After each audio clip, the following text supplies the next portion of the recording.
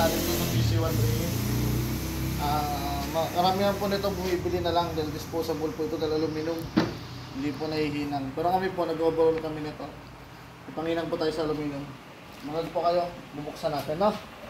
Medyo gusto lang. Hindi kayo sanay. Don't try this at home. Hindi ko sanay na kami ito.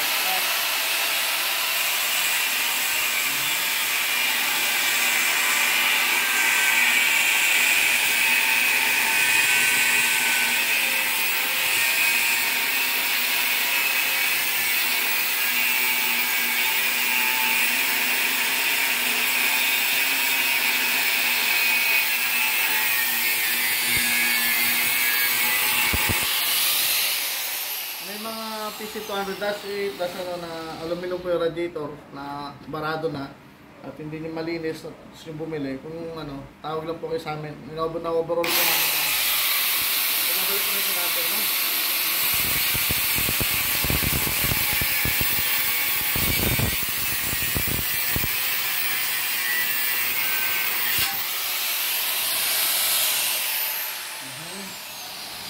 Medyo delikado lang po, no? Cut po muna tayo, break time na. Maya-maya po mapakita ko sa inyo yung loob pag nabuksan na, no? Salamat po. Ngayon po mga kaibigan, buksan na po natin yung radiator. Yung cameraman natin. Focus nyo po dito sa ano, radiator po. Ngayon po. Ito na sa cam natin. Nakita nyo po, walang ka putas-putas. Puro kalawang na po.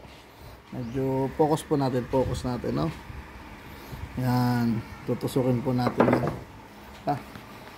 Disposable po kasi itong mga radiator na Komatsu, aluminum. Yung mga gusto paggawa po, kahit yung anong basta ng aluminum radiator, dalhin nyo lang po dito sa number namin sa Rosilino. At tutusukin po natin ito, no? Ganito po yung pag-dinis nito. Tutusok po. Pero babad po sa tubig yan. No? Pero may process po na tama dyan. May process natin, no?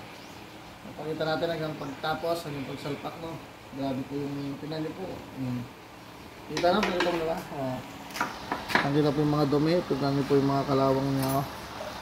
Ayan po mga kalawang. Grabe. No? Break time po tayo. Salamat po ulit. Pakita natin pag malinis na, pati pag welding. No? Salamat po.